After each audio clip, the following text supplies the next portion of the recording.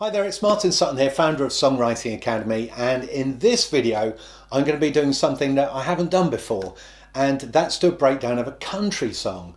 Now, I'm a massive fan of country music, and there are certain songs in the country genre that really get me, and they're some of my all-time favourite songs. I've also had the pleasure of working with lots of writers in Nashville. I've been there many times, and watching them work and having the privilege to work with them is such an education, because their attention to detail on lyrics and the way that they manipulate the lyrics to really sort of squeeze people's heart dry is remarkable, and it's a real talent. It so is. And this song is one of my all-time favorite songs. It's called Just Fishin' by Trace Adkins, and the Fishin doesn't have the G on the end, it's got the apostrophe, Just Fishin'. Trace Adkins, released in 2011, and there's three writers on the song, one of whom is Casey Beathard, Monty Criswell, and someone I've had the pleasure of becoming an acquaintance of recently, Ed Hill. And I spent a long time talking to Ed. He's going to be doing some work with Songwriting Academy, and he's just so passionate about his songwriting. It's a real joy to talk to people. He's had a long career in it, and he's still so passionate about the subject matter of songs. And let's get on to the subject matter of this song. It's about a father and daughter relationship, and you'll find in country music that's often about very homely kind of things, very real things. It'll be about family, relationships, home, work, going out and having fun, and faith, very real things. And it's clear to see why it's such a big market, because these subjects are universal. They have such a universal appeal, and everybody can understand these kind of songs. It's not Shakespeare, it's not Keats, it's very plain spoken. So this song is about a father taking his daughter down to the riverside, and she's there, she's got her pink rod and reel, and she's talking about her ballet shoes and her training wheels, and just talking about stuff. And then the father, Trace Adkins, just looks at her and goes, and she thinks we're just fishing. And for me, that's just a killer line.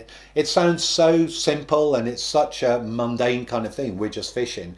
But the little girl is oblivious to the impact that this moment is having on the father. And this is why this song just kills me every time. It makes me cry every time I watch it. I'm such a softie. But do go and watch the video, because it really sort of brings the whole thing home. Before I go too far into the lyric though, I'm going to talk about the structure of the song. So let's have a look at that. The structure is very straightforward, and it's a 3:30 song. We've got an introduction, which is actually quite a long introduction. It's 22 seconds long, but it really sets the feel of the song. It gives you this kind of jubilant feel to the song, this celebratory, positive feel. And then we've got a verse, then we've got another verse, then a chorus. So verse, chorus, then verse and chorus, and then an instrumental, little half chorus, and then hook, the final hook, which is she thinks we're just fishing. So it's very straightforward kind of structure to it. Nothing massively new to report and say, hey, you should try doing this unusual thing, but make note that it's a very usual structure, and there's nothing wrong with using usual structures. That people use them because they work. So don't think, well, I must do something that nobody's ever done before. I'm going to have 5 verses and then a bridge, and then at 3 minutes I'll finally have a chorus. You know what? People won't listen. We're used to certain types of things. So do make a note of the structure and try using that yourself. So let's talk music now. I've got to say, in this YouTube video series, I have done some breakdowns of songs that are quite sophisticated and complex harmonically in terms of the chords that are being used. But so many great songs have just got a handful of chords, and this is no exception. This song has got 4 chords in it. It's got the G. Oh, by the way, I'm playing the capo on the 4th fret. So it's got the G, it's got the C, it's got an A minor in it, and it's got a D in it. That's it. It's really straightforward. One interesting thing to note though is that in the verse, when the story is being told, there is a drone bass note going on underneath two of the chords. So we've got the G, and then there's a C, and that keeps us grounded in that verse. It just feels like there's a grounding kind of feeling, so we're not sort of going all over the place. So that's just one thing to note, and that's something worth trying. Trying different bass notes under some of your chords, and trying some whole progressions that keep rooting on that G. And that's something just to sort of think about. So for example, you could have a G, and you could have a C over a G. You can have the A minor over the G, and you can have the D over the G, which is kind of like a G major 7. But it's something to experiment with, having what we call a drone bass note underneath a bunch of chords. So the verse is very much kind of, well, the intro goes,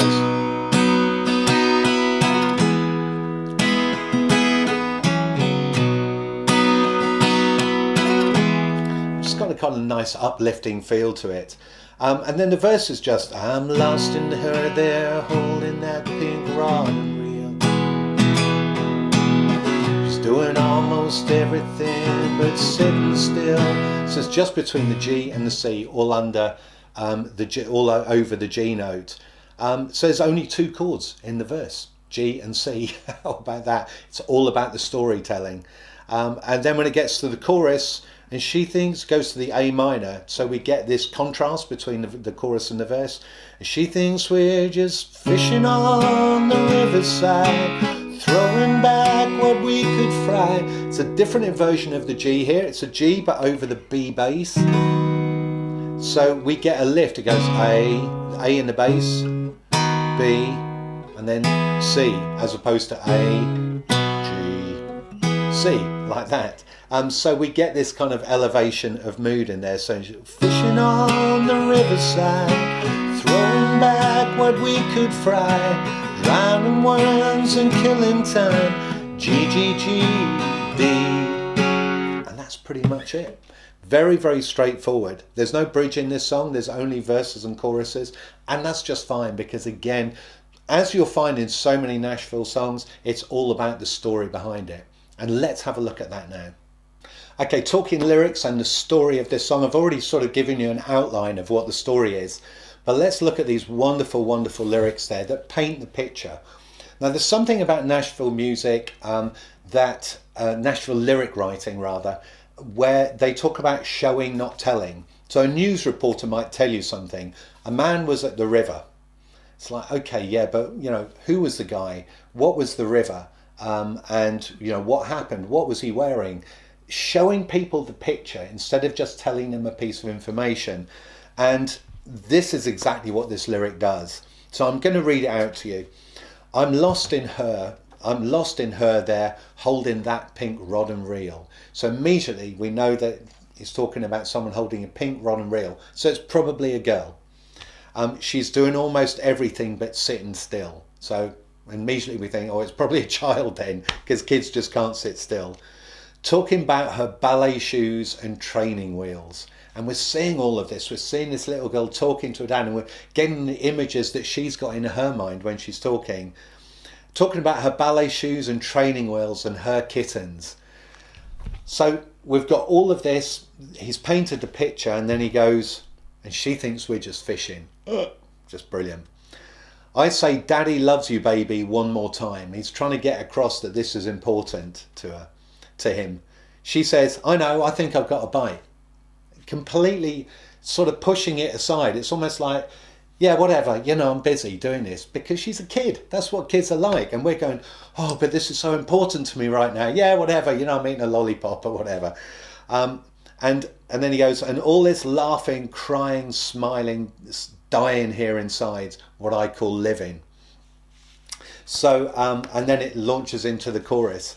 So just a few things to make note of. We've got this lovely thing of the first 3 lines all rhyming with each other in terms of the rhyme scheme.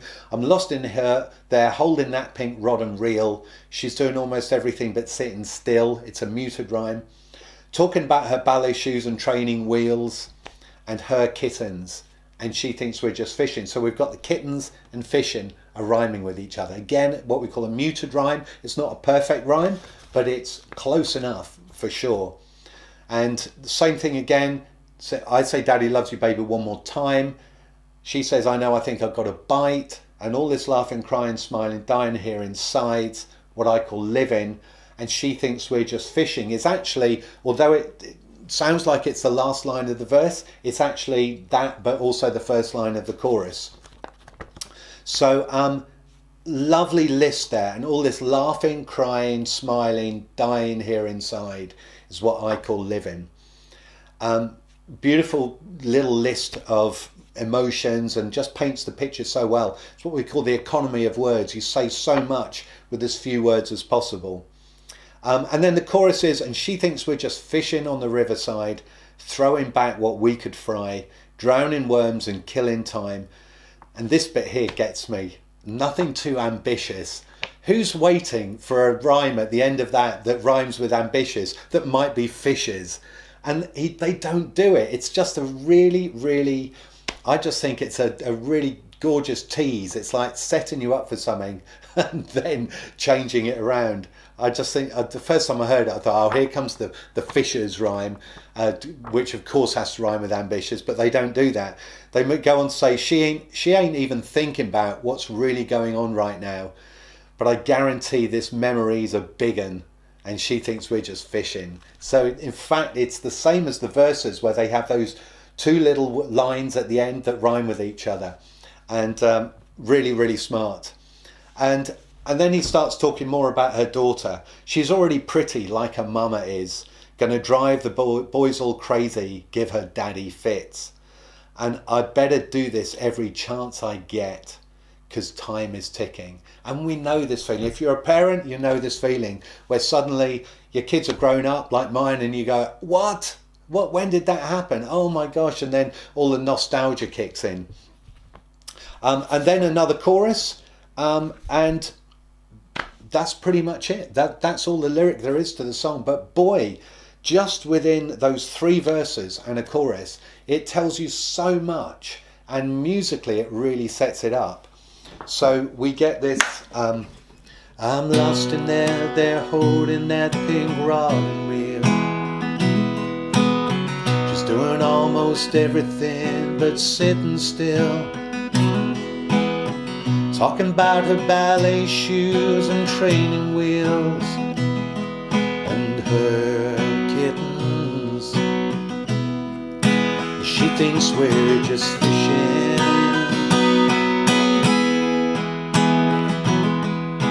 I say, Daddy loves you, baby, one more time. She says, I know, I think I got a bite. All this laughing, crying, smiling, dying here inside's what I call living. And here comes the fishing line. She thinks we're just fishing on the riverside, throwing back what we could fry, drowning worms and killing time.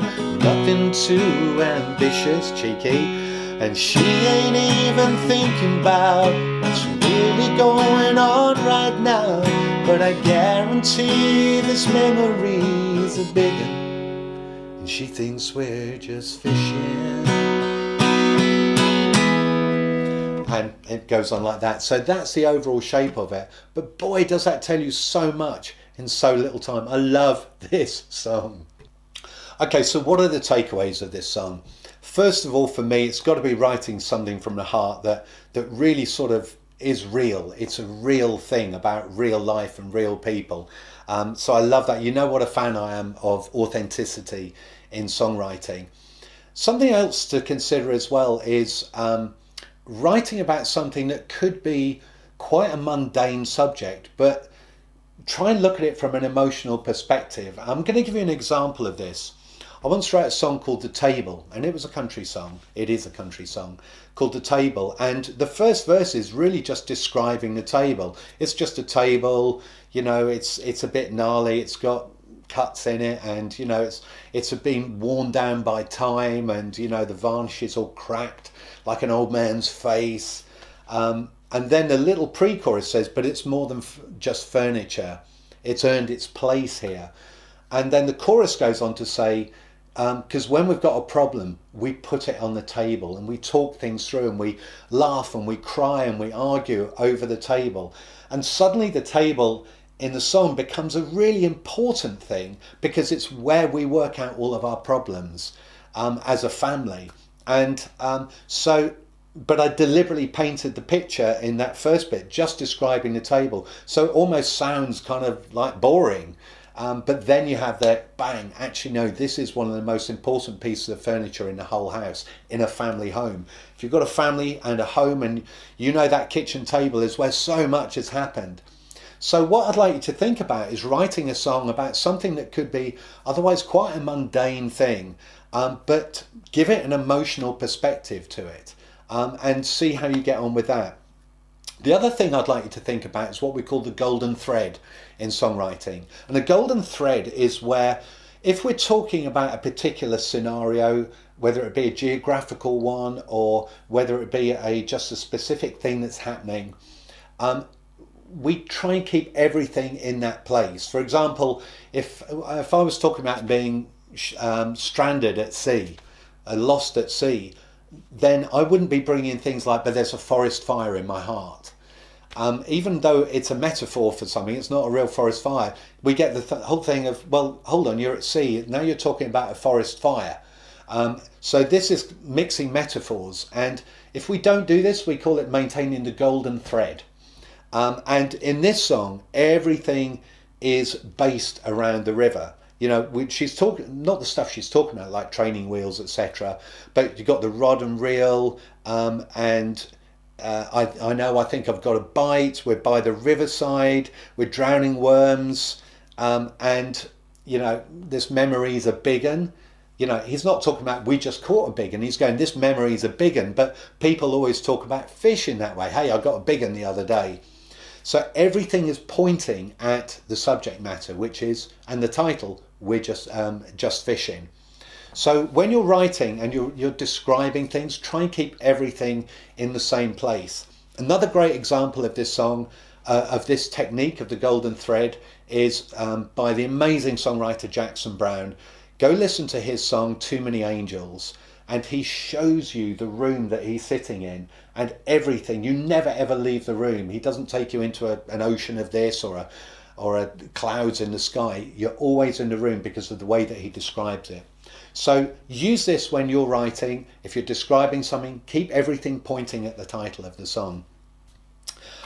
Yeah, those are my takeaways on this song. I hope you've really enjoyed this, and I hope you enjoy the song as much as I do as well. Even if you don't like country music, just go listen to it for the sheer technique and the crafting of what was a big song for Trace Adkins. So if you've enjoyed this and you want to learn more, please do go to songwritingacademy.com. We've got loads more to show you. We're always adding new courses, and there's an amazing community around the world of songwriters all wanting to work with other writers and give feedback on songs. So do go check it out. But in the meantime, make sure you download that PDF that there's a link to just below this video. Or you can go to songwritingacademy.com/planner and download a free PDF. There's no strings attached. Just download it. And this is my 7-step song planner, which is the methodology that I use every time I'm writing a song. This isn't like a thing for beginners. This is something that I use every single time I write. And it's basically a way of always being able to start a song, always being able to finish a song, always knowing what you want to say at every part of the song, having all of the information ready to go before you write. And if you want a full breakdown on how to use this process, then do go into songwritingacademy.com. But if not, just print out the PDF, have it with you where you work, and let me know how you get on with it. I've got people all over the world that are telling me how it's revolutionized their songwriting, the way it's revolutionized the way that I write. So I hope you enjoy that. I'm really looking forward to hearing some of your songs on songwritingacademy.com, and I look forward to seeing you on the next song breakdown here on YouTube.